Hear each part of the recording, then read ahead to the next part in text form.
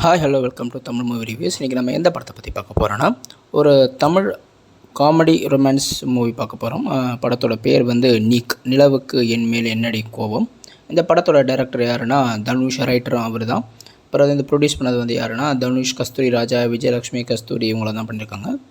இந்த படத்தோட editor cinematography யாருன்னா லியான் பிரிட்டோ, எடிட் பண்ணது வந்து பிரசன்னா ஜிகே, மியூசிக் பண்ணது வந்து ஜிவி பிரகாஷ், ப்ரொடக்ஷன் கம்பெனி வந்து Wunderbar Films and R K productions, and distribute பண்ணது வந்து ரெட் ஜெயண்ட் மூவிஸ், எப்பவும் போல் ரெட் ஜெயண்ட் தான். ஸோ இந்த படத்தோட கேஸ்டிங்ஸ் நம்ம பார்த்துலாம். அனிகா சுரேந்திரன் வந்து நிலா அப்படின்ற கேரக்டரும், அதுக்கப்புறம் வந்து ரபியா கார்ட்டூன், அப்புறம் பவிஷ் வந்து ஹீரோவாக நடிச்சிருக்கு. அப்புறம் இந்த ஹீரோவாக நடித்த அந்த பவிஷ் பையன் வந்து யாருன்னா தனுஷோட அக்கா பையன். ஓகேங்களா? ஓகே. பிரியா பிரகாஷ் வாரியர், அப்புறம் ரம்யா ரங்கநாதன், மேத்யூ தாமஸ், வெங்கடேஷ் மேனோன், பிரியங்கா மோகன், சரத்குமார், சரண்யா பொன்மேனன், ஆடுகளம் நரேன், இவங்கெல்லாம் இந்த படத்தில் வந்து நடிச்சிருக்காங்க. இந்த படத்தோட கதை என்னென்னா, பவிஷும் அப்புறம் வந்து மேத்யூ தாமஸ் அப்படின்ற 2 பேர் வந்து, அதாவது பவிஷ் தான் ஹீரோ, மேத்யூ தாமஸ் வந்து அவங்களுக்கு ராஜேஷ்ன்ற கேரக்டரில் ஃப்ரெண்டாக நடிச்சிருப்பாங்க. ஸோ இவங்க 2 பேர் வந்து பார்த்திங்கன்னா, பவிஷ் வந்து பிரபுன்ற கேரக்டர் நடிச்சிருப்பாப்புல. ஸோ ஹீரோ பிரபு வந்து என்ன பண்ணுவாருன்னா, அவங்க அப்பா அம்மா வந்து பொண்ணு பார்க்க ஆரம்பிச்சிடுவாங்க. ஸோ அப்போ வந்து ஹீரோ வந்து சொல்லுவார், என்னோடய பழைய காதலியை மறக்க முடியல அப்படின்னாங்க. ஸோ அப்போ வந்து இது எத்தனை நாளைக்கு சொல்லிட்டு இருப்பேன், பொண்ணு பார்க்குறோம் அப்படின்னாங்க. ஸோ பொண்ணு பார்க்க போகும்போது பிரியா பிரகாஷ் வாரியரை வந்து பிரீத்தின்ற கேரக்டர் நடிச்சிருப்பாங்க. அவங்கள தான் பொண்ணு பார்ப்பாங்க. பார்த்தா இவங்க 2 பேர் ஏற்கனவே ஸ்கூல் ஃப்ரெண்ட்ஸ், ஸ்கூல்மேட்ஸ் கிளாஸ்மேட்ஸ் அந்த மாதிரி. ஸோ அதுக்கப்புறம் என்ன ஆகும், இவங்க வந்து யார் பிரபு, அவர் இந்த பையன் வந்து பிரியா பிரகாஷ் வாரியர்கிட்ட அவங்க பழைய பாஸ்ட் லைஃப் வந்து சொல்லுவாப்புல. பாஸ்ட் லைஃப் என்னென்னா, இந்த அனிகா சுரேந்திரன், அவங்க வந்து நிலாண்ட கேரக்டர் நடித்த அனிகா சுரேந்திரனோட ரிலேஷன்ஷிப் இருந்தது, அது எப்படி பிரேக்கப் ஆச்சு, என்ன ஆச்சு அப்படின்ற மாதிரி வந்து கதை போகும்.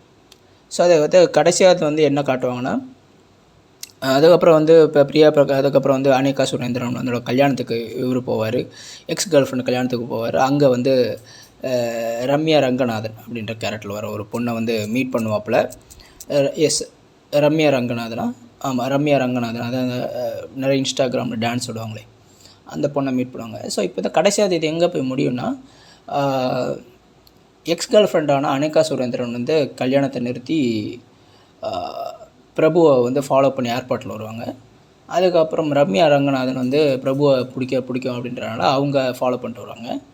அப்புறம் இப்போ அனிகா சுரேந்திரனுக்கு தாலி கட்ட நின்ன பையன் ஒருத்தர் இருப்பான், அவன் வந்து பிடிக்குன்னு சொல்லி அவனும் பின்னாடி வந்து நிற்பான்.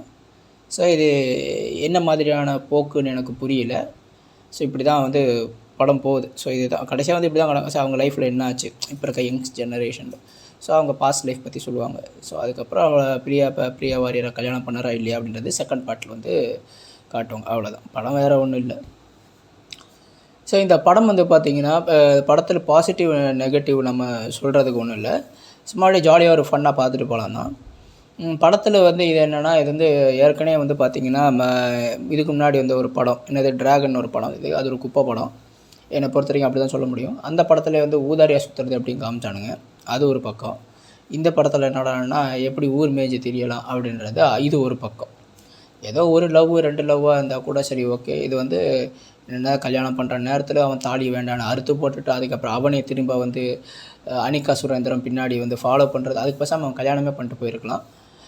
இது வந்து என்ன மாதிரியான போக்குன்னு எங்களுக்கு வந்து புரியுதுங்களா? ஸோ இவரே வந்து, அதாவது அனிகா சுரேந்திரன் ஏற்கனவே கல்யாணம் பண்ணக்கூடிய ஒரு பையன் வந்து நீ வந்து பிரபுவே கல்யாணம் பண்ணிக்கோ, ஹீரோவே கல்யாணம் பண்ணிக்கோ, விருப்பம் இல்லாத கல்யாணத்தில் வர வேண்டாம்னு அவனே சொல்லி அனுப்பி விட்ருவான். அனுப்பிவிட்டு அவனே பின்னாடி வருவான் ஏர்போர்ட்டில். கேட்டால் நான் வந்து என்னக்காவ பொண்டாட்டி மாதிரி அப்படின்னு.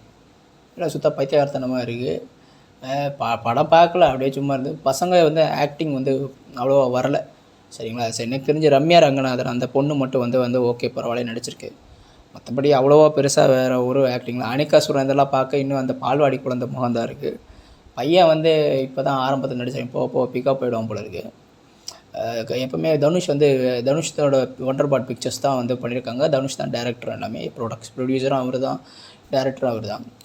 வாய்க்கிலேயே வேட்டி கட்டிட்டு தமிழன் சொல்லிட்டு இருப்பாப்புல.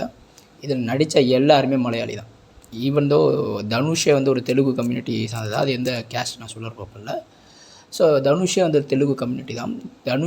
தனுஷை வந்து, ஸோ அதுக்கப்புறம் அதை தவிர்த்து பார்த்திங்கன்னா அனிகா, அப்புறம் வந்து பிரியா பிரகாஷ் வாரியர், அப்புறம் மேத்யூ தாமஸ், அப்புறம் வெங்கடேஷ் மேனோன், ஸோ இவங்க எல்லாருமே வந்து அதர் ஸ்டேட் ஆளுங்க தான். அதே மாதிரி வந்து பார்த்திங்கன்னா பிரியங்கா மோகன், அப்புறம் வந்து சரண்யா பொன்வண்ணன், ஆடுகளம் நரேன், இவங்கெல்லாம் கூட அதர் ஸ்டேட் ஆளுங்க தான். ஏன்னா ரம்யா ரங்கநாதன் வேணால் சொல்லலாம் தமிழ் பொண்ணு. அப்புறம் சரத்குமார் வந்து தமிழ் நாடார் கேஸ்ட்டு, அவ்வளோதான்.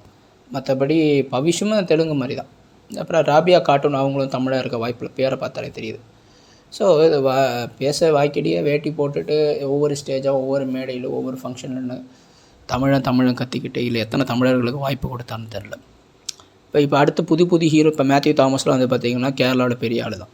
கேரளாவில் கிட்டத்தட்ட இங்கே தான் காமெடியனை யூஸ் ஆகிருக்காரு போல். ஆனால் அங்கே வந்து ஒரு பெரிய ஒரு ஹீரோ மாதிரி தான், கிட்டத்தட்ட அடுத்த கட்ட நகர்வுக்கு தான் அவர் இருக்கார். ஸோ அப்படிப்பட்ட ஒரு ஆளை இங்கே கொண்டு வந்து நடிக்க வைக்கும்போது இவர் இங்கே பெரிய ஹீரோ. அப்புறம் தமிழர்கள் என்ன ஆவாங்க, எத்தனையோ கேஸ்ட் ஆளுங்க இருக்காங்க. இருளர், பறையர், பல்லர், குறவர், அது இதுன்னு ஏகப்பட்ட வெள்ளாளர், அது இதுன்னு ஏகப்பட்ட ஜாதி, எத்தனை கோடி மக்கள், ஒருத்தனமா கிடைக்கல. சரி, ஓகே, ரைட், ஓகே, போட்டோம். இது நீங்களும் சொல்லுவீங்க ஒவ்வொரு ஸ்டேஜாக என்ன தமிழன்னு. நாங்களும் அதை ஏமாற்றிட்டு இருக்கோம். அதை தமிழமானங்கிட்ட வச்சேன். என்னத்தை சொல்ல, படம் வந்து பரவாயில்ல, பார்க்கலாம். Once watchable. என்னை பொறுத்த வரைக்கும் அவ்வளோவா பெருசாக ஒன்றும் ஒரு இம்பேக்டெல்லாம் ஒன்றும் இல்லை. அந்த ஒரு பாத்ரூமில் இருந்துட்டு அனிகா சுரேந்திரன் வந்து ரம்யா ரங்கநாதன்கிட்ட சொல்லி பேசி அழுகிற ஒரு சீன் வரும். அதெல்லாம் சிரிப்பு தான் இருந்தது. சிரிச்சிட்டு இருந்தோம் உட்காந்து தேட்டரில். படம் பார்த்த 1.5 வாரம் ஆச்சு. இப்போ தான் டைம் கிடச்சி, 1 வாரம் கிட்ட ஆச்சு ஒரு படம் பார்த்த டைம் ஆச்சு. ஸோ இப்போ தான் ரிவ்யூ பண்ண டைம் கிடச்சிருக்கு. ஸோ அந்த சீனில் வந்து சிரிச்சிட்டு இருந்தோம். நான் மட்டும் சிரிக்கலை, தேட்டர்லேருந்து வெறும் 15-20 பேர் தான். கொஞ்சம் அப்புறம் பேக் சைடில் கொஞ்சம் பேர் இருந்தாங்க. அப்புறம் சைடு ஓரத்தில் 2 பேர் உட்காந்துட்டு ஜாலி அடிச்சுட்டு இருந்தாங்க, லவர்ஸ்லாம். ஸோ நான் பார்த்துட்டு சிரிச்சிட்டு இருந்தேன். நான் மட்டும் இல்லை, எல்லாருமே சிரிச்சிட்டு இருக்கோம். ஒரு சில ஆக்டிங் சீன்ஸ்லாம் வந்து பார்த்திங்கன்னா என்னமோ ஷார்ட் ஃபிலிம் எடுத்த மாதிரி இருந்தது. இந்த படம் மொத்தமாக டோட்டலாக எப்படி இருக்குன்னா, 4-5 பணக்கார பசங்க வந்து அப்பா கிட்ட வந்து பாப்ஸ், we have lot of money, so I have passion to do one film, so will you help me அப்படின்ற மாதிரி தான் படம் எடுத்திருக்காப்புல. ஸோ அப்பா கிட்ட வந்து காசு கேட்டு, பிடிச்சிருக்கு, படம் நடிக்கணும்னு ஆசைப்பட்றேன், ஹெல்ப் பண்ணுங்கள் அப்படின்ற பணக்கார வீட்டு பசங்க ஜஸ்ட் ஃபார் ஃபன்னுக்காக எடுத்த மாதிரி ஒரு படம் தான் அது. அவ்வளோ இம்பேக்ட்லாம் ஒன்றும் இல்லை. இதில் 25 நாள் 30 நாள்னு போட்டிருக்கானுங்க. ட்ராகன் படமே ஓடிச்சு, இது ஓடுறதுக்கு என்ன ஆச்சரியம் இருக்குது. ஓகே, படம் பார்க்கலாம், வாட்சபிள். இந்த 2K கிட்ஸோட நிலமை தான் யோசித்து பார்த்தா ரொம்ப கொடூரமாக இருக்குது. என்ன தெரில. என்னை பொறுத்த வரைக்கும் 5க்கு வந்து 2.8 கொடுக்குறேன். 5க்கு வந்து 2.8 கொடுக்குறேன்.